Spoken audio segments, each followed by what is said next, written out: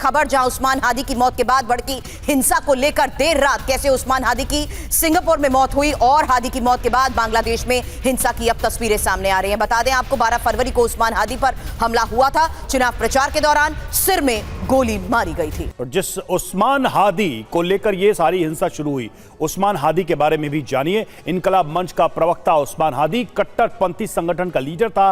हसीना विरोधी दंगों का ये एक प्रमुख चेहरा और जहरीली तकरीरों के लिए जाना जाता था। हालांकि भारत विरोधी साजिश में यह शामिल रहा है। और हादी की मौत हुई कैसे, इसको लेकर भी खबर, क्योंकि 12 दिसंबर को गोली लगी, अज्ञात हमलावरों ने गोली मार दी। सिंगापुर में इलाज के दौरान मौत को लेकर यह खबर और उस्मान की मौत के बाद मचे बवाल की एक तस्वीर भी आपके सामने। ये तस्वीरें अपने आप में सब कुछ कह रही हैं और सबसे बड़ी बात कुल मिलाकर यह है कि सेना, पुलिस, सरकार वहां पर मूक बनी हुई है। ऐसा लग रहा है कि उनके हाथ में कुछ है ही नहीं। ढाका के धन मंडी हाउस में उपद्रवियों का तांडव देखने को मिला। शेख मुजीब का घर उपद्रवियों ने जला दिया। शेख मुजीब के घर में भयंकर आग का वीडियो भी सामने आया है। तो शेख मुजीब को आपको याद होगा कि बांग्लादेश में तख्ता पलट के समय से ही उनको टारगेट किया जा रहा है। मतलब उनका घर, उनके परिवार, उनके रिश्तेदार, उनके प्रतीक चिन्हों, उनकी मूर्तियों, एक बार फिर से वही पैटर्न यहां पर देखा गया है। उनके घर को आग लगा दी गई। बड़ी बात आपने रवि कही कि वही पैटर्न देखा गया है और अब हालात ऐसे हो चुके हैं कि हिंसा के बाद ढाका में सेना की तैनाती को लेकर एक बड़ी खबर आ रही है। हिंसाग्रस्त इलाकों में सेना के जवान पहुंच चुके हैं। सेना की उपद्रवियों को काबू में करने की एक कोशिश की। फिलहाल ये तस्वीर देखिए। তারা মিছিল নিয়ে বারবারই আসলে এই ঘটনাস্থলে আসার চেষ্টা করছেন এবং আইন শৃঙ্খলা বাহিনীর সদস্যরা এই মুহূর্তে যৌথ বাহিনী। और देखिए ढाका में आईएसआई का हेडक्वार्टर एक तरीके से बनता दिखाई दे रहा है, क्योंकि भारत विरोधी षड्यंत्र यहां हो रहा है। कैसे और किस तरीके से ये षड्यंत्र किया जा रहा है, कुछ फैक्ट्स आपके सामने हम रख रहे हैं। तो ढाका में आईएसआई का हेडक्वार्टर खोलने की तैयारी है और ढाका में आईएसआई के बड़े अधिकारी मौजूद हैं। आतंकियों के लॉन्च पैड बनाने की तैयारी है। सीक्रेट लोकेशन पर आईएसआई का ऑफिस बनाने की तैयारी है। जमाते इस्लामी को आईएसआई की मदद है और जमात को भारत के खिलाफ भड़काया है। भारत विरोधी नेताओं को उकसाया गया है। आतंकियों को ढाका शिफ्ट कर रहा है आईएसआई। पूर्वोत्तर भारत के खिलाफ आईएसआई की ये बड़ी साजिश यहां पर दिखाई दे रही है। और पथकृत पाने आपसे हम ये समझना चाहेंगे कि ये जो बर्निंग बांग्लादेश है, इसके पीछे की पूरी स्टोरी आप क्या देख रहे हैं?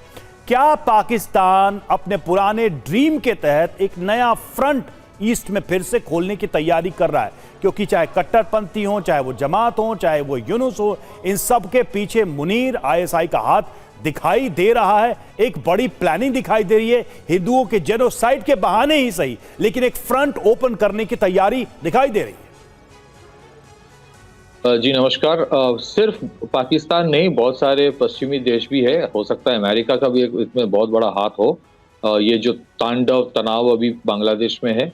और दूसरी चीज है, बांग्लादेश में साइकिल ऑफ पॉलिटिकल वायलेंस कोई नई चीज नहीं है। और पिछले 16 महीने में इस देश में हसीना के तख्तापलट के बाद भी इतने बड़े तादाद में इन लोगों ने लोगों की हत्या की है। अभी भी उनके जो चैट्स हैं, अभी उनके व्हाट्सएप ग्रुप में जो चैट्स चल रहा है बांग्लादेश में, वो उनका टारगेट है कि अवामी लीग के हर एक सपोर्टर, हर एक पार्टी वर्कर को चुन चुन के मारा जाएगा। तो ये पिछले अगर आप देखेंगे, इतने पिछले जो 16 महीने में दिखाने के लिए यूनुस सरकार के पास एक्चुअली कोई काम है नहीं। इकोनॉमी पूरा खराब हो गया है, एकदम रेडिकलाइजेशन एकदम पीक पे चला गया है, उनके हर तरफ से माहौल खराब है। इसीलिए पॉलिटिकल चैनलाइजेशन जो है, इस नाराजगी को ऐसे किया जा रहा है ताकि इनके लिए जो एंटी इनकम्बेंसी तैयार हो रहा था वो ना हो। दूसरी चीज जो एडिशन है कि एंटी इंडिया रेटोरिक एक नॉर्मल चीज होगी है बांग्लादेश में। ये हमें समझना चाहिए।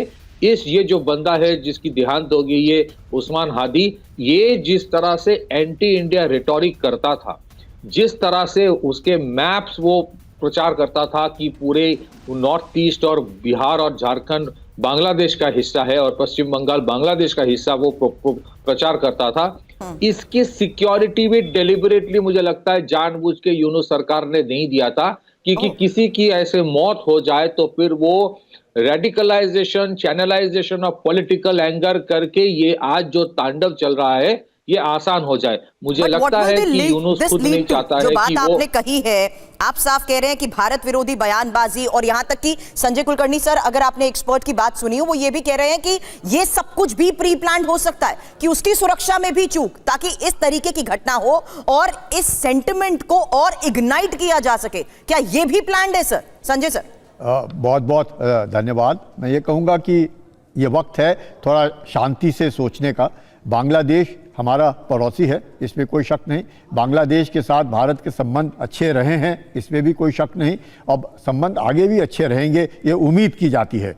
लेकिन ध्यान देने वाली बात है, ये विडंबना है कि जिस प्रकार से पिछले 16 महीने से लगातार बांग्लादेश के अंदर इस तरह की हरकतें हो रही हैं, ये खास कारण है। हम जानते हैं हमारे पड़ोसी कौन हैं, हम जानते हैं पाकिस्तान क्या कर रहा है, पाकिस्तान का ISI बांग्लादेश के अंदर क्या कर रहा है, और बांग्लादेश के अंदर भी एक तरह के तत्व हैं। ये सोचना कि सारे के सारे एंटी इंडिया है, वो गलत होगा। काफ़ी बहुत बड़ा एक तबका है बांग्लादेश के अंदर जो भारत के साथ अच्छे संबंध चाहता है, लेकिन एक ऐसा भी तबका है जिसको ISI बार बार भड़काने की कोशिश कर रहा है, जो भारत विरोधी हो। तो मुझे लगता है समय बताएगा, क्योंकि बांग्लादेश जिस प्रकार से तरक्की कर रहा था, जिस प्रकार से बांग्लादेश उस मकाम पर जाकर पहुंच रहा था कि पूरे साउथ एशिया में बांग्लादेश वाकई पर कैपिटा इनकम के तौर पे बहुत जबरदस्त प्रगति, औरतों को जबरदस्त एम्पावरमेंट, उसको देखते हुए मुझे लगता है कि जब से यूनुस सरकार आई है जरूर कुछ ना कुछ ऐसा हुआ है। और खासकर अब जब उस्मान हादी, ये मुझे लगता है स्टूडेंट पॉलिटिक्स है, 32 साल के आदमी हैं, स्टूडेंट पॉलिटिक्स है, सारा का सारा बांग्लादेश के अंदर जेन जी के नीचे, स्टूडेंट पॉलिटिक्स के नीचे चल रहा है।